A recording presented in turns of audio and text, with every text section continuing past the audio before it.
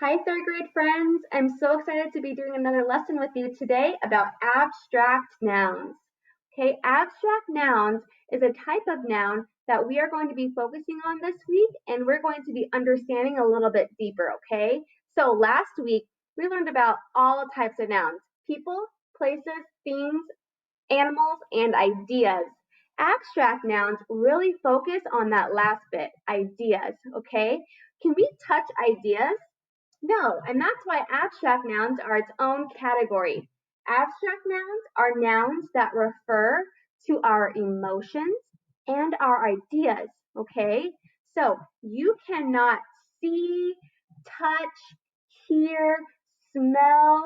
You can't do any of those things with abstract nouns, and that's a good way for your brain to remember what an abstract noun is because you can't use your five senses on them. Okay, so we know abstract nouns are real even though we can't reach out and touch them. Okay, so in Florida Virtual, there are three examples of abstract nouns that we are going to be focusing on this week. Okay, and those three words are beauty, justice, and peace. So these are all examples of abstract nouns because they are ideas in our head. Okay, we can't use our five senses on them. So let me go into a little bit more detail about each one of these words. So beauty is an abstract noun.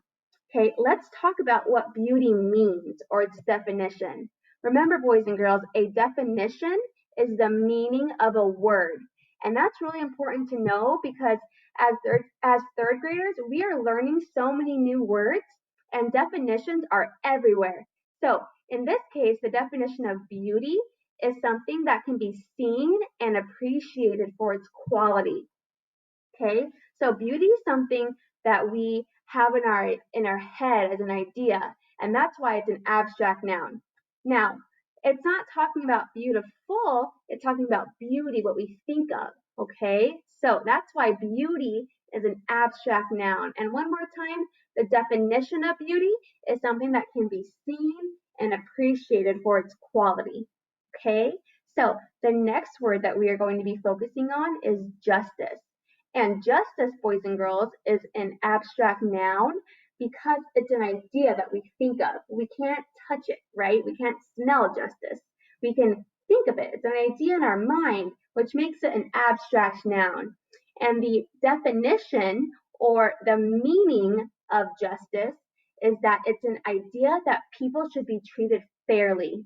Okay, so justice is super important because as people, we need to be treating each other fairly. And that's what that word means, justice, okay? It's not something that we can physically touch with our hands, but it's something that we think of in our mind, which makes it an abstract noun. Okay, remember, abstract nouns refer to ideas and feelings. Okay, the last word that we're going to do today is peace. And peace is another example of an abstract noun because it's an idea. Remember, abstract nouns are not anything that you can touch with your hand or use your five senses on. Okay, so the definition or the meaning of peace is that it's the absence of conflict, which means there's no conflict and people get along and they don't argue with one another. Okay, so that's the last example of an abstract noun. So let's review: beauty, justice, and peace are all examples of abstract nouns because they are ideas in our head. Okay, so that brings us to the end of our abstract noun lesson, and I hope you learned something new. And we are going to be practicing with these words the rest of the week. Great job, third graders.